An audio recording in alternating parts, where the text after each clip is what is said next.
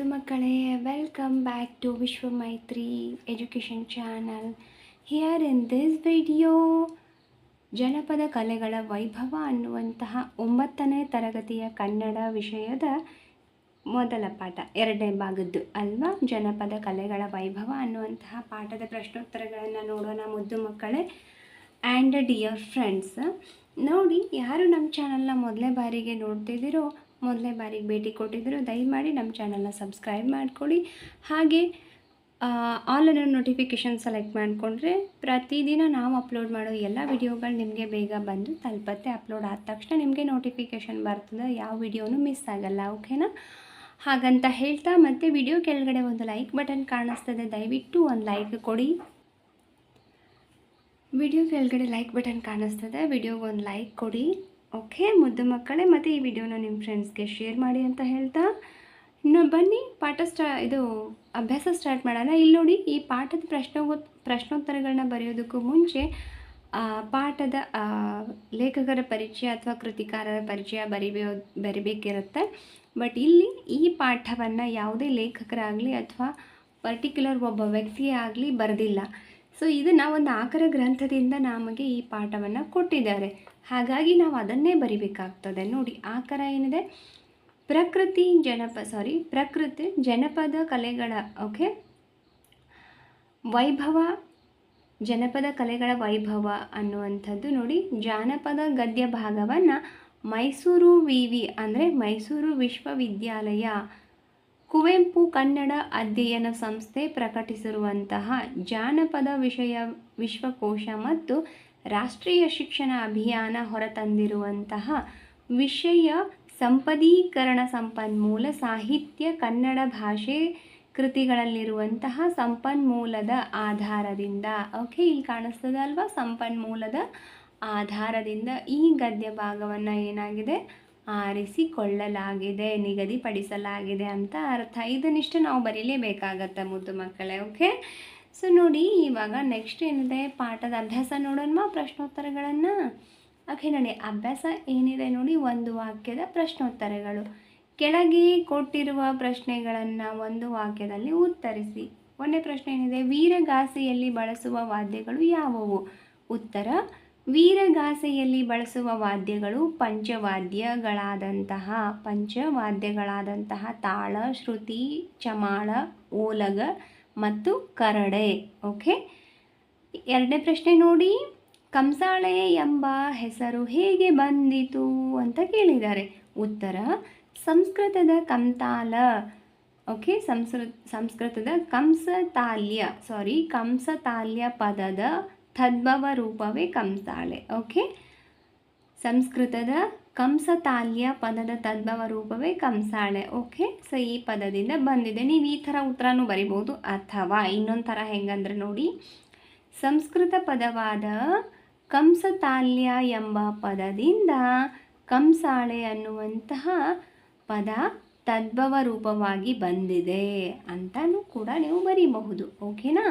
ಮುಂದೆ ನೋಡಿ ಏನಿದೆ, ಮೂರನೇ ಪ್ರಶ್ನೆ, ಡೊಳ್ಳು ಕುಣಿತ ಯಾವ ಸಂಪ್ರದಾಯಕ್ಕೆ ಸೇರಿದ ಕುಣಿತವಾಗಿದೆ ಅಂತ ಕೇಳ್ಯಾರವರು.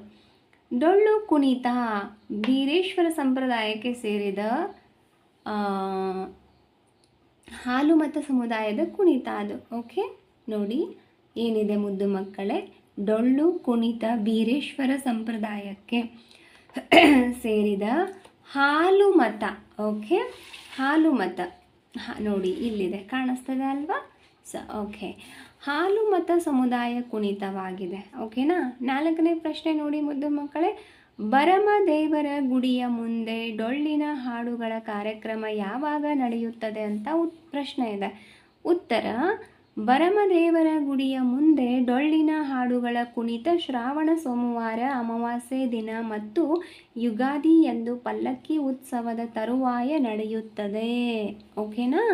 ಸೊ ನೆಕ್ಸ್ಟ್ ನೋಡಿ ಏನಿದೆ, ಯಕ್ಷಗಾನದ 3 ಶೈಲಿಗಳು ಯಾವುವು ಹೆಸರಿಸಿ ಅಂತ ಹೇಳ್ಯಾರವರು. ಯಕ್ಷಗಾನದ 3 ಶೈಲಿಗಳು ಯಾವುವು, ಅವುಗಳನ್ನ ಬರೀರಿ ಅಂತ ಹೇಳ್ಯಾರ ನಮ್ಗೆ. ನೋಡ್ರಿ, ಯಕ್ಷಗಾನದ 3 ಶೈಲಿಗಳು ತೆಂಕುತಿಟ್ಟು, ಬಡಗತಿಟ್ಟು, ಬಡಬಡಗು ತಿಟ್ಟು, ಓಕೆ. ಸೊ ಇದು 3. ಆ ಥರದ ಭಾಗಗಳು. ಇನ್ನು ಆ ನೋಡಿ ಏನಿದೆ, ಕೊಟ್ಟಿರೋ ಪ್ರಶ್ನೆಗಳಿಗೆ 3ರಿಂದ 4 ವಾಕ್ಯಗಳಲ್ಲಿ ಉತ್ತರಿಸಿ ಅಂತ ಇದೆ. ಒಂದನೇದು, ವೀರಗಾಸೆ ಕುಣಿತದ ವೇಷಭೂಷಣಗಳು ಹೇಗೆ ಇರುತ್ತವೆ ವಿವರಿಸಿ ಅಂತ ಹೇಳ್ಯಾರು ಅಲ್ವಾ. ಸೊ ನೋಡಿ ಉತ್ತರ, ವೀರಗಾಸೆ ಕುಣಿತದ ವೇಷಭೂಷಣಗಳು ವಿಶೇಷವಾಗಿರುತ್ತವೆ. ಬಿಳಿ ಪಂಚೆಯ ವೀರಗಚ್ಚೆ, ತಲೆಗೆ ಅರಿಶಿನ ಅಥವಾ ನೀಲಿ ಬಣ್ಣದ ರೂಮಾಲು, ಕಾವಿ ಬಣ್ಣದ ಕಸಿಯಂಗಿ, ಕೊರಳಲ್ಲಿ ರುದ್ರಾಕ್ಷಿ ಸರ, ಹಣೆಗೆ ವಿಭೂತಿ, ಕರ್ಣ ಕುಂಡಲ, ಸೊಂಟಕ್ಕೆ ಬಿಚ್ಚುಗತ್ತಿ ಹಾಗೂ ಕಾಲ್ಗೆಜ್ಜೆ ಧರಿಸಿರುತ್ತಾರೆ. ಇದು ಉತ್ತರ ಮುದ್ದು ಮಕ್ಕಳೇ. ಓಕೆ, ಮುಂದಿನ ಪ್ರಶ್ನೆ ನೋಡಿ ಮುದ್ದು ಮಕ್ಕಳೇ ಏನಿದೆ. ದೇವಗುಡ್ಡರಿಗೆ, ಎರಡನೇ ಪ್ರಶ್ನೆ ನೋಡಿ, ದೇವಗುಡ್ಡರಿಗೆ ಕಂಸಾಳೆಯ ಬಗ್ಗೆ ಇರುವ ಗೌರವ ಭಾವನೆ ಹೇಗೆ ವ್ಯಕ್ತಗೊಂಡಿದೆ ವಿವರಿಸಿ ಅಂತ ಕೇಳ್ಯಾರು. ನೋಡ್ರಿ, ಕಂಸಾಳೆ ಮಹಿಮೆ ಅಪಾರ ಎಂದು ಭಾವಿಸುವ ಗುಡ್ಡರು ಅದನ್ನು ಕೈಗೆತ್ತಿಕೊಳ್ಳಲು ಮೊದಲು ಏಳ್ಮಲೆ ಹೆತ್ತಯ್ಯ ನಮ್ಮಪ್ಪಾಜಿ ಮಾಯ್ಕಾರ ಮಾದೇವ, ನಿನ್ನ ಪಾದವೇ ಗತಿ ಕಣಪ್ಪ ಶರಣು ಶರಣಾರ್ಥಿ ಎಂದು ನಮಸ್ಕರಿಸಿ ಕಣ್ಣಿಗೊತ್ತಿಕೊಂಡು ಆನಂತರ ಬಾರಿಸಲು ಪ್ರಾರಂಭಿಸುವರು. ಓಕೆ, ಇದಿಷ್ಟು ಇದರ ಉತ್ತರ. ಇನ್ನು ನೆಕ್ಸ್ಟ್ ನೋಡಿ ಏನಿದೆ ಮುಂದಿನ ಪ್ರಶ್ನೆ. ಭರಮದೇವರ ಗುಡಿಯ ಮುಂದೆ ಡೊಳ್ಳಿನ ಹಾಡುಗಳ ಕಾರ್ಯಕ್ರಮ ಹೇಗೆ ನಡೆಯುತ್ತದೆ ಅಂತ ಕೇಳಿದರೆ 3ನೆಯ ಪ್ರಶ್ನೆ ನೋಡಿ. ಭರಮದೇವರ ಗುಡಿಯ ಮುಂದೆ ಡೊಳ್ಳಿನ ಹಾಡುಗಳ ಕಾರ್ಯಕ್ರಮದಲ್ಲಿ ಭಕ್ತರು ದೇವರ ಮುಮ್ಮೇಳದವರಾಗಿ ಒಬ್ಬರು ಡೊಳ್ಳು ಬಾರಿಸುತ್ತಾ ಹಾಡು ಹೇಳುತ್ತಾರೆ. ಹಿಮ್ಮೇಳದಲ್ಲಿ ಹಲವರು ತಾಳ ಮತ್ತು ಕೊಳಲು ಬಾರಿಸುತ್ತಾ ಮುಮ್ಮೇಳದವರು ಹೇಳಿಕೊಟ್ಟ ಹಾಡಿನ ಭಾಗವನ್ನು ಹೇಳುತ್ತಾರೆ. ಸ್ವಾಮಿ ನಮ್ಮಯ್ಯ ದೇವರು ಬಂದಾನ ಬನ್ನಿರೆ, ಗುರುವೇ ನಮ್ಮಯ್ಯ ದೇವರು ಬಂದಾನ ಬನ್ನಿರೆ ಎಂದು ಡೊಳ್ಳಿನ ಹಾಡು ಪ್ರಾರಂಭವಾಗುತ್ತದೆ. ಸೊ ಇದಿಷ್ಟು ಇದರ ಉತ್ತರ. ಓಕೆ ಮುದ್ದು ಮಕ್ಕಳೇ. ಸೊ ನೋಡಿ ನೆಕ್ಸ್ಟ್ ಏನಿದೆ ಮುಂದಿನ ಪ್ರಶ್ನೆ, 4ನೆಯ ಪ್ರಶ್ನೆ. What is that next question. ಯಕ್ಷಗಾನದಲ್ಲಿ ತೆಂಕತಿಟ್ಟು ಮತ್ತು ಬಡಗತಿಟ್ಟುಗಳ ವೈಶಿಷ್ಟ್ಯ ಏನು ವಿವರಿಸಿ ಅಂತ ಹೇಳ್ಯಾರು. ಯಕ್ಷಗಾನದಲ್ಲಿ ತೆಂಕನ ತಿಟ್ಟಿನ ಬಂಡೆ ವಾದಕನಿಗೆ ಆಸನದ ವ್ಯವಸ್ಥೆ ಇರೋದಿಲ್ಲ. ಪಾತ್ರಧಾರಿಗಳಿಗೆ ಒಂದು ಸಿಂಹಾಸನ ಇರ್ತತಿ. ಬಡಗುತಿಟ್ಟಿನಲ್ಲಿ ಇದರ ಬದಲಿಗೆ ರಥದ ಆಕೃತಿ ಆಸನವನ್ನು ಸಾಂಪ್ರದಾಯವಾಗಿ ಬಳಸುತ್ತಾರೆ. ಓಕೆ, ಸೊ ನೆಕ್ಸ್ಟ್ ನೋಡ್ರಿ 5ನೇ ಪ್ರಶ್ನೆ ಏನೈತಿ. ಚೌಕಿಯಲ್ಲಿ ನಡೆಯುವ ವಿಶೇಷತೆ ಏನು ವಿವರಿಸಿ ಅಂತ ಹೇಳ್ಯಾರು. ರಂಗಸ್ಥಳದ ಸಮೀಪವಿರುವ ನೇಪಥ್ಯವೇ ಚೌಕಿ ಅಥವಾ ಬಣ್ಣದ ಮನೆ. ಭಾಗವತರು ಹಿಮ್ಮೇಳ ಹಾಗೂ ಪಾತ್ರಧಾರಿಗಳೊಂದಿಗೆ ಇಲ್ಲಿಗೆ ಆಗಮಿಸುತ್ತಾರೆ. ಪಾತ್ರಧಾರಿಗಳು ತಮ್ಮ ಬಣ್ಣಗಳನ್ನು ತಾವೇ ಹಚ್ಚಿಕೊಳ್ಳುತ್ತಾರೆ. ಮೊದಲು ಚೌಕಿಯಲ್ಲಿ ಗಣಪತಿ ಪೂಜೆ ನಡೆಯುತ್ತದೆ. ತದನಂತರ ಕೋಡಂಗಿಗಳು ರಂಗ ಪ್ರವೇಶ ಮಾಡುತ್ತಾರೆ ಅಥವಾ ರಂಗವನ್ನು ಪ್ರವೇಶಿಸುತ್ತಾರೆ. ಈ ಥರ ಎಲ್ಲ ನೀವು ಬರೀಬಹುದು. ಓಕೆನಾ. ಇನ್ನು ನೆಕ್ಸ್ಟ್ ನೋಡ್ರಿ, ಈ ಏನಿದೆ ಕೊಟ್ಟಿರೋ ಪ್ರಶ್ನೆಗಳಿಗೆ 8ರಿಂದ 10 ವಾಕ್ಯದಲ್ಲಿ ಉತ್ತರ ಬರೀರಿ ಅಂತ ಹೇಳ್ಯಾರು. 1ನೇ ಪ್ರಶ್ನೆ ಏನೈತೆ ನೋಡ್ರಿ. 1ನೇ ಪ್ರಶ್ನೆ, ವೀರಗಾಸೆ ನರ್ತಕನ ಒಡಪಿನೊಂದಿಗೆ ಕುಣಿತ ಹೇಗೆ ಇರುತ್ತದೆ ಅಂತ ಕೇಳಿದ್ದಾರೆ. ಅಹಹಾ ರುದ್ರ ದೇವ ಎಂದು ವೀರಗಾಸೆ ನರ್ತಕ ಹೇಳುವ ಒಡಪಿನೊಂದಿಗೆ ಕುಣಿತ ಪ್ರಾರಂಭವಾಗುತ್ತದೆ. ಈ ಕಥೆಯಲ್ಲಿ ವೀರಭದ್ರ ಹುಟ್ಟಿದ ಸಂದರ್ಭದ ವರ್ಣನೆ ಮಾಡಲಾಗುತ್ತದೆ. ವೀರಭದ್ರ ದೇವರು ಹುಟ್ಟಿದ ರೂಪ ಎಂದೊಡೆ ಹುಟ್ಟಿದಾಗಲೇ ಹೂವಿನಗಾಸೆ, ಮಂಜುಳಗಾಸೆ, ಬ್ರಹ್ಮಗಾಸೆ, ವಿಷ್ಣುಗಾಸೆ, ರುದ್ರಗಾಸೆ, ಮೆಟ್ಟದ ಹೊನ್ನಾವಿಗೆ 1000 ಶಿರ, 3000 ನಯನ, 2000 ಭುಜ, ಕೆಕ್ಕರಿಸಿದ ಕಣ್ಣು, ಜುಂಜುಮಂಡೆ. ಈತಪ್ಪ ಶ್ರೀ ವೀರಭದ್ರೇಶ್ವರ ದೇವರು ಹೋಮದ ಕುಂಡದ ಒಳಗೆ ಹೇಗೆ ಬರುತ್ತಾರೆಂದರೆ, ವೀರಗಾಸೆ ನರ್ತಕನು ದಕ್ಷಯಾಗ ವೀರಭದ್ರನ ಸೊ ಇಲ್ಲೇನಿದೆ ಮುದ್ದು ಮಕ್ಕಳೇ, ಇದು 2000 ಭುಜ. ಓಕೆ, ನಾ ಇಲ್ಲಿ ತಿದ್ದಿದ್ದೀನಿ, ಒಂದು ಸ್ಮಾಲ್ ಮಿಸ್ಟೇಕ್ ಮಾಡಿದ್ದೆ, ಭುಜ ಮಾಡಿದ್ದೀನಿ. ಕೆಕ್ಕರಿಸಿದ ಕಣ್ಣು, ಇದು ಮೆಟ್ಟಿದ ಹೊನ್ನಾವಿಗೆ 1000 ಶಿರ 3000 ನಯನ 2000 ಭುಜ ಕೆಕ್ಕರಿಸಿದ ಕಣ್ಣು ಮಂಜು ಮಂಡೆ. ಇತ್ತಪ್ಪ ಶ್ರೀ ವೀರಭದ್ರದೇವರು ಹೋಮದ ಕುಂಡದ ಒಳಗೆ ಹೇಗೆ ಬರುತ್ತಾರೆಂದರೆ, ವೀರಗಾಸೆ ನರ್ತಕನು ದಕ್ಷಯಾಗ ವೀರಭದ್ರನ ಜನನ ಮತ್ತು ವೀರಭದ್ರನ ವಿಜಯ ಮುಂತಾದ ಒಡಪುಗಳನ್ನು ಹೇಳುತ್ತಾನೆ.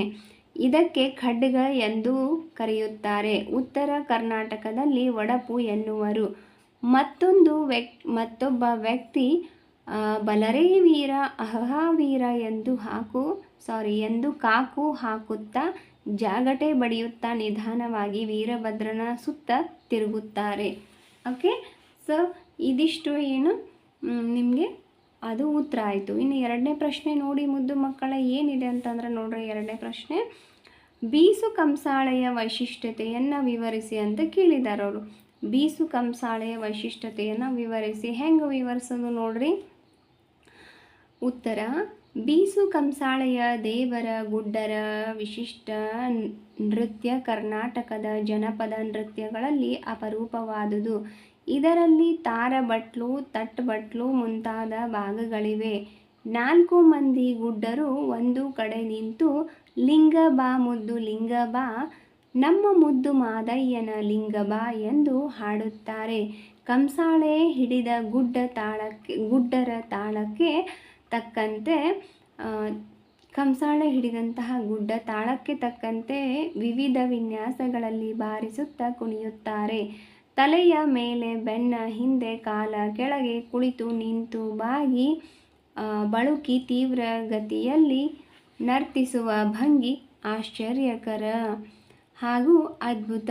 ಒಮ್ಮೊಮ್ಮೆ ಇಬ್ಬರು ಕಲೆತು ನರ್ತಿಸುವುದುಂಟು. ಒಬ್ಬರ ಕಂಸಾಳೆಗೆ ಮತ್ತೊಬ್ಬರು ಕುಟ್ಟುತ್ತಾ ಕುಣಿಯುವ ವೈಖರಿ ಆಕರ್ಷಕವಾಗಿ ಇರುತ್ತದೆ ಅಂತ ಇದು ಉತ್ತರ. ಇಷ್ಟು. ಓಕೆ, ಇನ್ನು ನೆಕ್ಸ್ಟ್ ಮೂರನೇ ಪ್ರಶ್ನೆ ನೋಡ್ರಿ, ಏನೈತಿ ಮುದ್ದು ಮಕ್ಕಳೇ, ಡೊಳ್ಳು ಬಾರಿಸುವ ಕಲಾವಿದರ ವೇಷಭೂಷಣಗಳು ಹೇಗಿರುತ್ತವೆ ಅಂತ ಹೇಳಿದ್ದಾರೆ. ಉತ್ತರ, ಡೊಳ್ಳು ಇದು ಚರ್ಮ ವಾದ್ಯ. ಪೊಳ್ಳು ಪೊಡಗದ 2 ಬಾಯಿಗಳಿಗೆ ತೊಗಲು ಹೊದಿಸಿದ 2 ಪರಡೆಗಳನ್ನಿಟ್ಟು ನೋಡಿ ಹಗ್ಗದಿಂದ ಬಿಗಿದಿರುತ್ತಾರೆ. ಓಕೆ, ಹಗ್ಗದಿಂದ ಬಿಗಿದಿರುತ್ತಾರೆ. ಓಕೆ, ಬಲಗೈಯಲ್ಲಿ ಬಾರಿಸುವ ಗುಣಿ ಇರುತ್ತದೆ. ಸಾಮಾನ್ಯವಾಗಿ ಡೊಳ್ಳು ಬಾರಿಸುವವರು ದೇಹದ ಮೇಲು ಭಾಗಕ್ಕೆ ಕರಿಯ ಕಂಬಳಿಯನ್ನು, ಸೊಂಟದ ಭಾಗಕ್ಕೆ ಮೊಳಕಾಲು ಮೇಲೆ ಬಂದಿರುವಂತೆ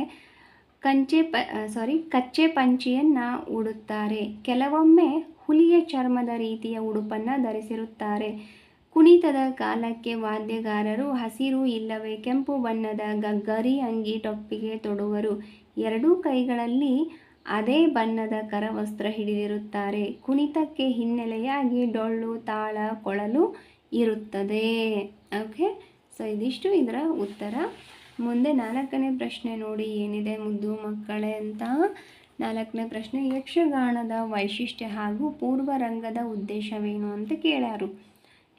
ಉತ್ತರ ನೋಡಿ, ಯಕ್ಷಗಾನದ ಪೂರ್ವರಂಗ ವಿಶಿಷ್ಟವಾದುದು. ಮೊದಲು ಚೌಕಿಯಲ್ಲಿ ಗಣಪತಿ ಪೂಜೆ ನಡೆಯುತ್ತದೆ. ನಂತರ ಕೋಡಂಗಿಗಳು ರಂಗ ಪ್ರವೇಶಿಸುವರು. ನಂತರ ವಿಷ್ಣು, ಪರಮೇಶ್ವರ, ದುರ್ಗೆ ಮುಂತಾದ ದೇವತೆಗಳ ಸ್ತುತಿಯನ್ನು ಭಾಗವತರು ಮಾಡುತ್ತಾರೆ. ಇದಾದ ನಂತರ ಭಾಗವತರಿಂದ ಸಭಾವಂದನ, ನಂತರ ಕೋಡಂಗಿಗಳು ಕುಣಿದು ಕುಪ್ಪಳಿಸಿ ಪ್ರೇಕ್ಷಕರನ್ನು ರಂಜಿಸುತ್ತಾರೆ. ಓಕೆ, ಇಷ್ಟು ಬರೆದು ಮತ್ತು ನಂತರ ಬಾಲಗೋಪಾಲರ ಆಗಮನ ಹಾಗೂ ಸ್ತ್ರೀ ವೇಷಗಳ ಕುಣಿತ. ಪುರುಷರೇ ಸ್ತ್ರೀ ವೇಷ ಧರಿಸಿರುವುದು ಯಕ್ಷಗಾನದ ವೈಶಿಷ್ಟ್ಯ. ಯಕ್ಷಗಾನದ ಪೂರ್ವರಂಗ ಎಂದು ಕರೆಯಲಾಗುವ ಬಾಲಗೋಪಾಲ ಸ್ತ್ರೀ ವೇಷಗಳ ಉದ್ದೇಶ ಮುಂದಿನ ಕಥಾ ಪ್ರಸಂಗಕ್ಕೆ ಪ್ರೇಕ್ಷಕರನ್ನು ಮಾನಸಿಕವಾಗಿ ಅಣಿಗೊಳಿಸುವುದು ಆಗಿದೆ. ಪುನಃ ದೇವತಾ ಸ್ತುತಿ, ನಂತರ ಅಂದಿನ ಪ್ರಸಂಗಕ್ಕೆ ಸಂಬಂಧಿಸಿದಂತೆ ಒಡ್ಡೋಲಗ ಪ್ರಾರಂಭವಾಗುತ್ತದೆ. ಪಾತ್ರಧಾರಿಗಳು ಭಾಗವತರಿಗೆ ಆನಂತರ ರಂಗಸ್ಥಳಕ್ಕೆ ವಂದಿಸಿ ಕುಣಿದು ತಮ್ಮ ಸಾಮರ್ಥ್ಯ ಪ್ರದರ್ಶಿಸುತ್ತಾರೆ. ಓಕೆ, ಇದಿಷ್ಟು ಆನ್ಸರ್. ಇಲ್ಲಿಗೆ ಪ್ರಶ್ನೋತ್ತರಗಳ ಸರಣಿ ಮುಗಿತು. ಇವಾಗ ಸಂದರ್ಭ ಸಹಿತ ಸ್ವಾರಸ್ಯ ಬರೆಯಿರಿ. ಓಕೆ, ಒಂದನೇದೇನಿದೆ, ಅಹಹಾ ರುದ್ರ ಅಹಹಾ ದೇವ ಅಂತ ಇದೆ. ಆಯ್ಕೆ, ಈ ಮೇಲಿನ ವಾಕ್ಯವನ್ನು ಜನಪದ ಕಲೆಗಳ ವೈಭವ ಎಂಬ ಪಾಠದಿಂದ ಆಯ್ದುಕೊಳ್ಳಲಾಗಿದೆ ಅಥವಾ ಆರಿಸಿಕೊಳ್ಳಲಾಗಿದೆ. ಸಂದರ್ಭ. ಓಕೆ, ನೋಡಿ, sorry, I made a small mistake here, but ನಾವು still I am correcting that. Okay, ನಾನು ಅದು ಕರೆಕ್ಟ್ ಮಾಡ್ತಿದ್ದೀನಿ. ಇಲ್ಲಿ ಸಂದರ್ಭ ಅರ್ಕ ಒತ್ತು ಬಿಟ್ಟಿದ್ದೆ, ನಾನಿಲ್ಲಿ 9 ಬರ್ತಿದ್ದೀನಿ. ಸಂದರ್ಭ. ಓಕೆ, ಸಂದರ್ಭ ಏನಿದೆ ನೋಡಿ, ವೀರಗಾಸೆಯ ಕುಣಿತ ಒಡಪಿನೊಂದಿಗೆ ಹೇಗೆ ಆರಂಭವಾಗುತ್ತದೆ ಎಂದು ವಿವರಿಸುವ ಸಂದರ್ಭದಲ್ಲಿ ಈ ಮೇಲಿನ ಮಾತನ್ನು ಹೇಳಲಾಗಿದೆ.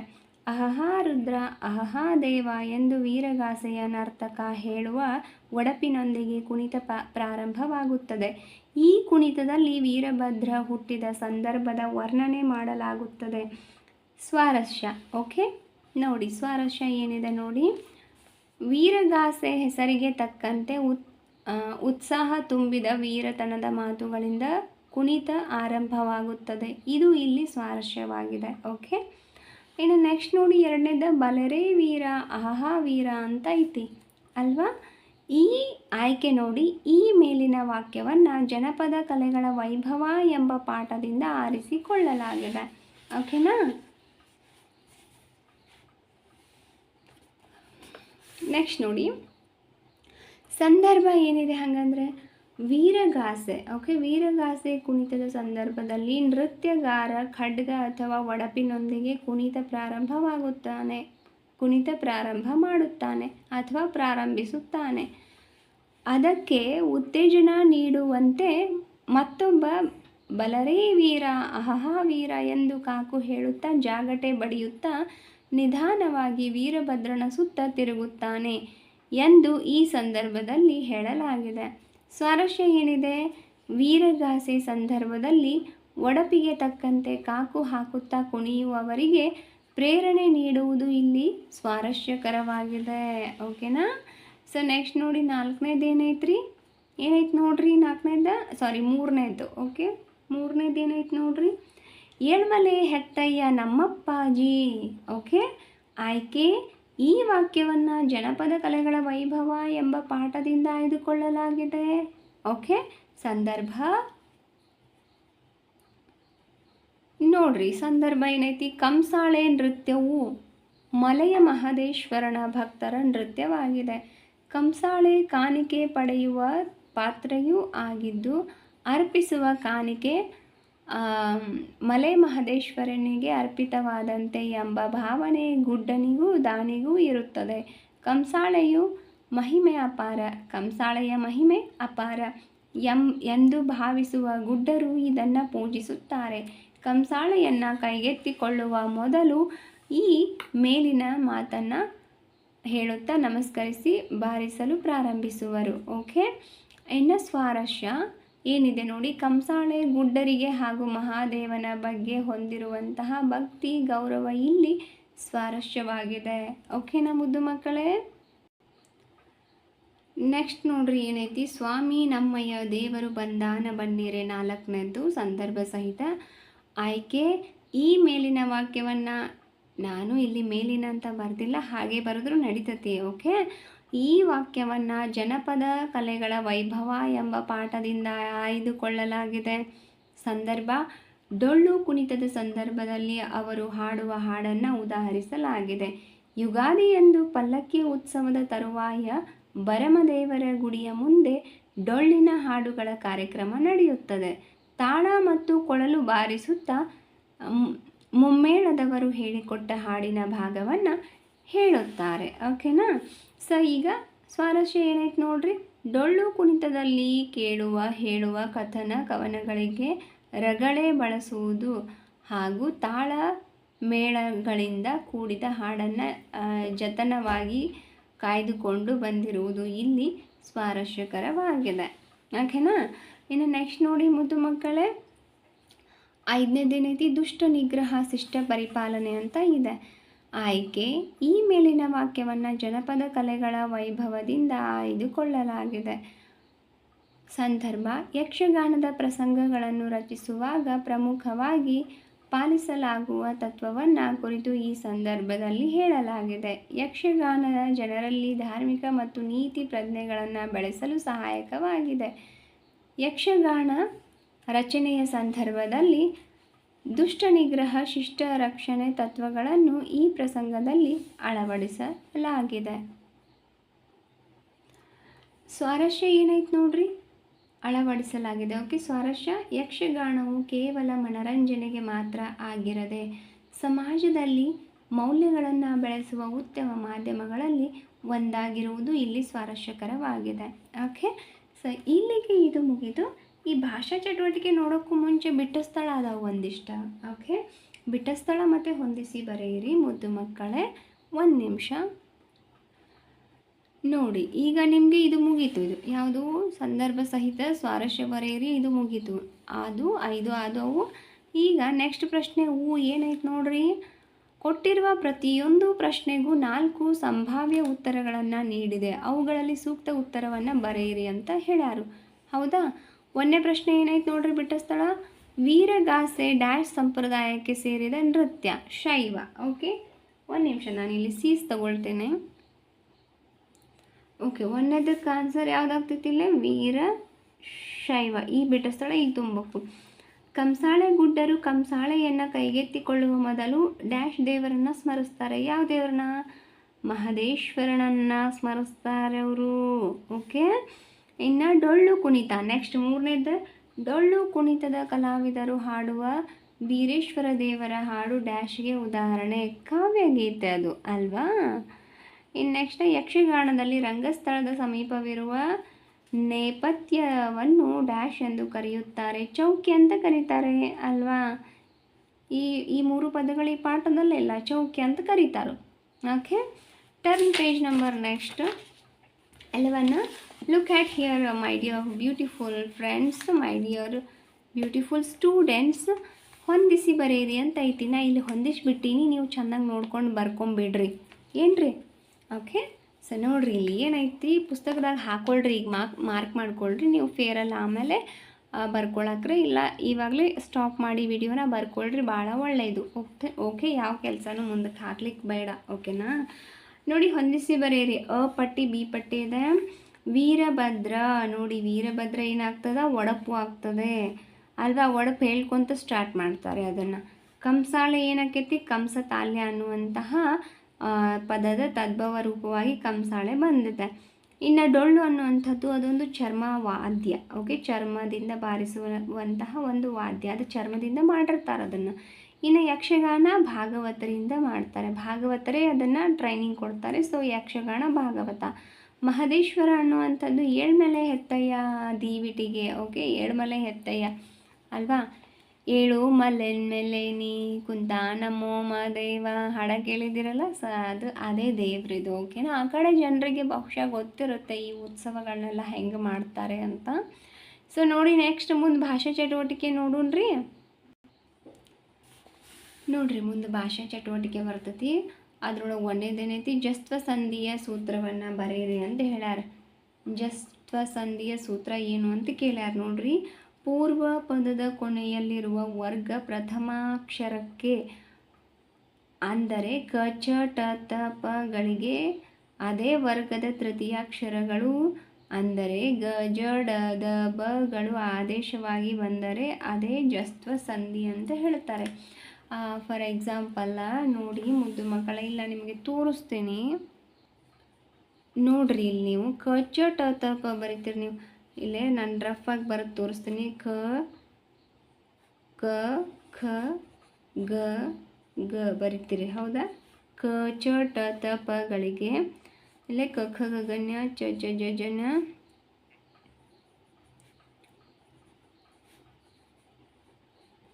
ಸೊ ಇದೆ. ಕ ಚ ಟ ತ ಪಗಳಿಗೆ ಗ ಜ ಡ ದ ಬಗಳು ಬರ್ತಾವು ಅಂತ. ಅಂದರೆ ಕ ಚ ಟ ತ, ಕ ಚ ಟ ತ ಪಗಳಿಗೆ ಗ ಜ ಡ ದ ಬ ಗಳು ಆದೇಶವಾಗಿ. ನೋಡಿ ಇದು 3ನೇ ಸಾಲು ಐತಿಲ್ವಾ, ಥರ್ಡ್ ಲೈನ್, ಹೌದಾ, 3ನೇ ಲೈನ್, ತೃತೀಯ ಸಾಲು, ಇದು ಮೊದಲ ಸಾಲು ಅಲ್ಲ, ಅದನ್ನೇ ಅವ್ರು ಹೇಳಿದ್ದು.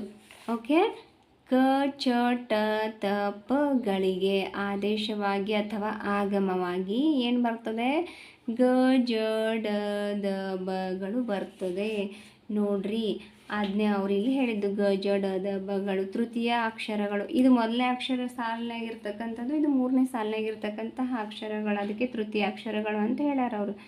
ಓಕೆ, ಆದೇಶವಾಗಿ ಬರ್ತದೆ ಅಂತ. ಆದೇಶವಾಗಿಯೂ ಬರ್ಬೋದು, ಆಗಮವಾಗಿಯೂ ಬರ್ಬೋದು. ಸಂಧಿಗಳು ತುಂಬ ಇದು ಇದೆ, ಕನ್ಫ್ಯೂಸ್ ಆಗುತ್ತೆ ಒಮ್ಮೆ 2 ಸಲ ಆದರೆ. ನಾನು ಮಾಡ್ತಿರ್ತೀನಿ ಸಂಧಿಗಳ ಕ್ಲಾಸ್ನ ನೋಡ್ತಾ ಇರಿ. ಕೆಲವೊಂದು ಸಲ ಆದೇಶವಾಗಿಯೂ ಬರ್ಬೋದು, ಆಗಮವಾಗಿಯೂ ಬರ್ಬೋದು. ಓಕೆನಾ. ಸೊ ಒಂದೇ ಹೆಂಗೆ ಬರ್ತದೆ ಅಂತ ಹೇಳೋಕ್ಕಾಗಲ್ಲ. ಭಾಷೆ ಅನ್ನೋದೇ ಹಾಗೆ. ಕನ್ನಡ ಭಾಷೆ ಹೆಂಗೆ ಗೊತ್ತು, ಇದು ತಾನು ಒಂದೇ ಭಾಷೆ ಬೆಳೆದಿಲ್ಲ, ಬೇರೆ ಬೇರೆ ಭಾಷೆಗಳಿಂದ ಬೇರೆ ಬೇರೆ ಪದಗಳನ್ನ ತಗೊಂಡು ಏನಾಗೈತೆ ರೀ, ಕನ್ನಡ ಭಾಷೆ ಬಳಕೆಯಲ್ಲಿದೆ. ಉರ್ದು ಭಾಷೆ, ಅರೇಬಿಕ್ ಭಾಷೆ, ಬೇರೆ ಬೇರೆ ತಮಿಳ್ ಭಾಷೆ, ಬೇರೆ ಬೇರೆ ಭಾಷೆಗಳಿಂದ ಪದಗಳು ಬಂದಾವಿಲ್ಲಿ. ಸೊ ನೆಕ್ಸ್ಟ್ ನೋಡ್ರಿ, 2ನೇದು ಶುತ್ವ ಸಂಧಿಯನ್ನು ನಿರ್ದೇಶನದೊಂದಿಗೆ ವಿವರಿಸಿರಿ ಅಂತ ಹೇಳ್ಯಾರ. ಉತ್ತರ ನೋಡ್ರಿ, ಸ ಕಾರ ತ ವರ್ಗಗಳು, ಶ ಕಾರ ಚ ವರ್ಗಗಳು ಅಂದರೆ ಶು ಅಕ್ಷರಗಳು ನಿಧಾನವಾಗಿ ಬಂದರೆ ಅಂತಹ ಸಂಧಿಗಳನ್ನು ಶುತ್ವ ಸಂಧಿ ಅಂತ ಕರಿತೀವಿ ಅಂತ ಹೇಳ್ತಾರೆ. ಫಾರ್ ಎಕ್ಸಾಂಪಲ್, ಮನಸ್ಸು ಪ್ಲಸ್ ಶುದ್ಧಿ ಮನಃಶುದ್ಧಿ, ಸ ಪ್ಲಸ್ ಶ ಪ್ಲಸ್ ಉ ಪ್ಲಸ್ ಶ ಉ. ಇಲ್ಲಿ ಪೂರ್ವ ಪದದ ಅಂತ್ಯದಲ್ಲಿರುವ ಸಕಾರಕ್ಕೆ ಪರಪದವಾಗಿ, ಆದಿಯಲ್ಲಿರುವ ಶಕಾರ ಪರವಾಗಿ ಸಂಧಿಯಾಗಿ, ಪೂರ್ವ ಪದದ ಅಂತ್ಯದ ಸಕಾರಕ್ಕೆ ಶಕಾರ ಆದೇಶವಾಗಿ ಬರುವುದು. ಓಕೆನಾ ಮುದ್ದು ವಿದ್ಯಾರ್ಥಿಗಳೇ. ಸೊ ನೆಕ್ಸ್ಟ್ ನೋಡ್ರಿ, ಏನಿದೆ ಲಾಸ್ಟ್ ಒನ್, ಕೊಟ್ಟಿರುವ ಪದಗಳ ಸಂಧಿ ಬರೆಯಿರಿ ಅಂತ ಹೇಳ್ಯಾರ. ವಾಗ್ದೇವಿ ಜಸ್ತ್ವ ಸಂಧಿ ಆಗುತ್ತೆ, ಚಿದಾನಂದ ಜಸ್ತ್ವ ಸಂಧಿ ಆಕೈತಿ, ಇವೆರಡು. ಓಕೆ, ಐ ಹೋಪ್ ಇಲ್ಲಿಗೆ ನಿಮಗೆ ಈ ಪಾಠಕ್ಕೆ ಸಂಬಂಧಪಟ್ಟಂತಹ ಎಲ್ಲ ಕ್ವೆಶನ್ ಆ್ಯಂಡ್ ಆನ್ಸರ್ಸ್ಗಳು ಕಂಪ್ಲೀಟ್ ಆದು ನೋಡ್ರಿ. ಓಕೆ ರೀ, ಅದಕ್ಕಿಂತ ಮೇಲೆ ನೀವೇನು ಮಾಡಿರಿ, ಚಂದಂಗೆ ಸ್ಟಡಿ ಮಾಡಿರಿ, ಪದೇ ನೋಡ್ತಾ ಇರ್ರಿ ನಮ್ಮ ಕ್ಲಾಸ್ನ. ಓಕೆ, ಯಾರು ಹೊಸಬ್ರು ನೋಡ್ಲಿಕ್ಕತ್ತೀರಿ ದಯವಿಟ್ಟು ಚಾನಲ್ನ ಸಬ್ಸ್ಕ್ರೈಬ್ ಮಾಡ್ಕೊರಿ. ಸಬ್ಸ್ಕ್ರಿಪ್ಷನ್ ಫ್ರೀ ಇರ್ತದೆ, ನೀವು ದುಡ್ಡು ಕಟ್ಟಬೇಕಾಗಿಲ್ಲ.